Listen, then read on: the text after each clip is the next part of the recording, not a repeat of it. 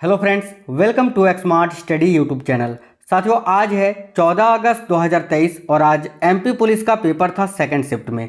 देखिए, आज पहले शिफ्ट में कोई भी पेपर नहीं हुआ है एमपी पुलिस का, इसीलिए पहले शिफ्ट का एनालिसिस वाला वीडियो आपको नहीं मिला है। और आज सेकंड शिफ्ट का पेपर हो चुका है। सेकंड शिफ्ट में जो क्वेश्चन पूछे गए हैं वो सारा क्वेश्चंस बताएंगे आपको जीके जीएस का। ठीक है, मैथ और रीजनिंग के वही टॉपिक हैं जो टॉपिक से क्वेश्चन पूछे जा रहे हैं, मैं वो भी आपको नाम बता दूंगा। तो अंत तक जरूर देखिएगा, हर एक क्वेश्चन को देखना है, एक भी क्वेश्चन को स्किप नहीं करना है। जो साथी लोग आज पेपर देकर आए हैं वो तो मिला लीजिए कि आपने जो आंसर किया है सेंटर में वो सही है या गलत है। और जिनका पेपर अभी आने वाले दिनों में है, साथियों हर दिन क्वेश्चंस रिपीट हो रहे हैं और आपके आने वाले दिनों में भी क्वेश्चंस रिपीट होंगे। तो जिनका पेपर अभी आने वाले दिनों में है वो तो अंत तक जरूर देखिए और हर एक दिन का एनालिसिस देखिए। साथ ही में आप वीडियो के नीचे कमेंट बॉक्स में ये भी बताते चलना कि आपका पेपर कब है और किस शिफ्ट में है।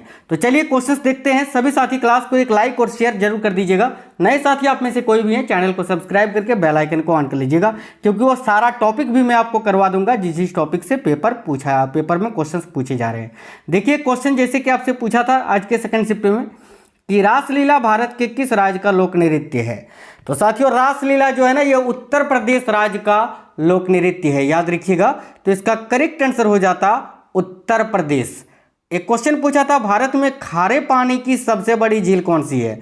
तो देखिए, भारत की नहीं पूरी एशिया की सबसे बड़ी खारे पानी की झील है ये चिल्का झील, जो कि भारत के किस राज्य में स्थित है, तो ये उड़ीसा में स्थित है ना। तो चिल्का झील इसका करेक्ट हो जाता। बिल्कुल सिंपल सा क्वेश्चन था, आसानी से आप सभी ने कर लिया होगा। एक क्वेश्चन ये था कि भारत में मीठे पानी की सबसे बड़ी झील कौन सी है। तो राइट आंसर हो जाता बुलर झील, जो कि जम्मू कश्मीर में स्थित है। देखिए, दोनों क्वेश्चन पूछा गया है, एक तो खारे पानी की सबसे बड़ी झील और एक मीठे पानी की सबसे बड़ी झील। तो दोनों का ही आंसर मैंने आपको बता दिया। एक क्वेश्चन पूछा गया था, भारतीय स्टेट बैंक की स्थापना कब हुई थी। तो देखिए, आरबीआई का माफ करना एसबीआई का यानी भारतीय स्टेट बैंक ऑफ इंडिया का स्थापना 1 जुलाई 1955 को हुआ था। और इससे पहले स्टेट बैंक ऑफ इंडिया को इंपीरियल बैंक ऑफ इंडिया के नाम से जाना जाता था, याद रखिएगा। कल जैसे कि आपसे पूछा था कि बैंक ऑफ हिंदुस्तान की स्थापना कब हुई थी, तो 1770 में, कल मैंने आपको बता दिया था। ठीक है, तो एक क्वेश्चन आपसे पूछा था, वायु प्रदूषक का सूचक क्या होता है। ये बिल्कुल सिंपल क्वेश्चन था। तो देखिए, वायु प्रदूषक का सूचक होता है लाइकेन। तो लाइकेन आप सभी ने इस क्वेश्चन को जरूर करेक्ट किया होगा, क्योंकि ये सिंपल क्वेश्चन है, आप लोगों ने कई बार पढ़ा होगा और आज सेकंड शिफ्ट में ये क्वेश्चन आपसे पूछा था।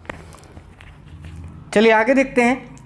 आगे आपसे पूछा था, बांस की डांडियों में, देखिए बांस की डंडियों से कौन सा लोक नृत्य किया जाता है। तो साथियों, बांस की डंडियों से कौन सा लोक नृत्य किया जाता है, तो चेराव नृत्य। और चेराव नृत्य जो है ये मिजोरम राज्य का एक लोक नृत्य है। ठीक है, तो चेराव नृत्य आपके ऑप्शन में रहा होगा, जो कि बिल्कुल करेक्ट आंसर हो जाता।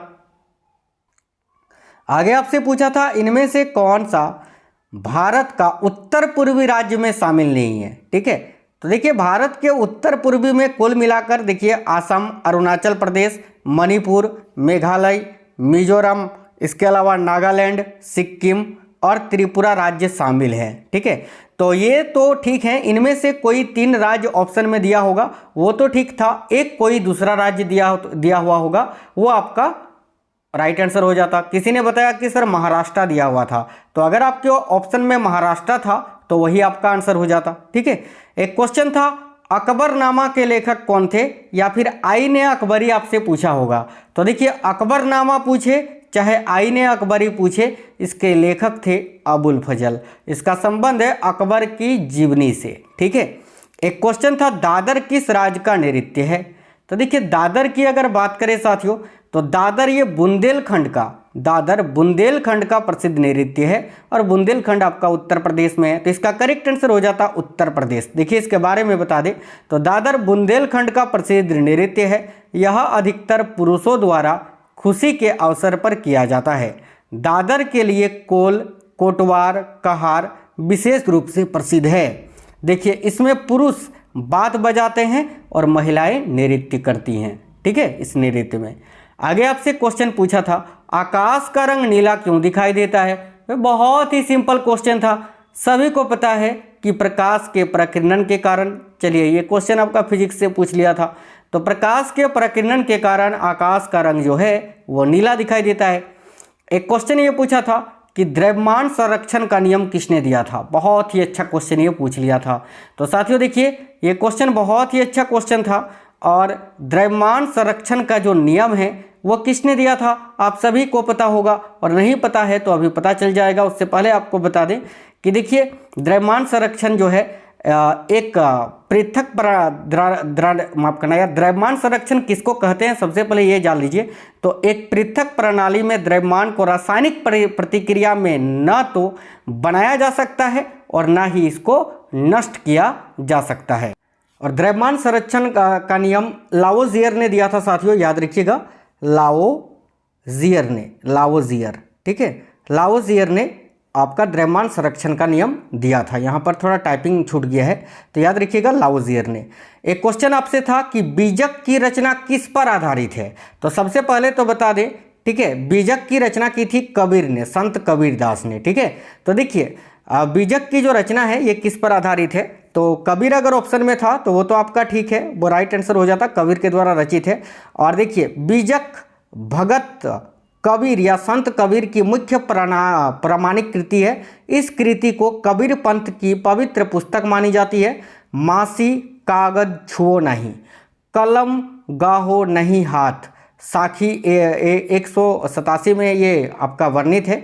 इसको पढ़कर कितने लोग इस भ्रम में पड़ जाते हैं कि कबीर साहब ने ना तो कागज कलम को, मतलब कि कलम कागज को कभी छुआ ही नहीं, ठीक है, लेकिन फिर भी जो है इसको माना जाता है कि बीजक की जो रचना है वो कबीर के द्वारा ही रचित है, याद रखिएगा। चलिए क्वेश्चन था बैंकों का एकीकरण किस वर्ष किया गया था। तो ये तो 1969 आपका करेक्ट आंसर हो जाता साथियों। देखिए देश के बैंकिंग इतिहास में 19 जुलाई को महत्वपूर्ण दिन माना जाता है। पूर्व प्रधानमंत्री इंदिरा गांधी ने 19 जुलाई 1969 को 14 निजी बैंकों का राष्ट्रीयकरण कर दिया था। तो इसका करेक्ट आंसर 1969 अगर आपके ऑप्शन में था तो बिल्कुल करेक्ट आंसर हो जाता। एक क्वेश्चन था रेपो दर किसे कहते हैं। तो मैंने आपको कल ही बता दिया था या परसों शायद बताए थे कि साथियों रेपो दर किसे बोलते हैं, जिस दर से आरबीआई, ठीक है, आरबीआई अन्य व्यावसायिक बैंकों को ऋण देता है उसको रेपो रेट दर कहते हैं। और एक होता है रिवर्स रेपो रेट दर।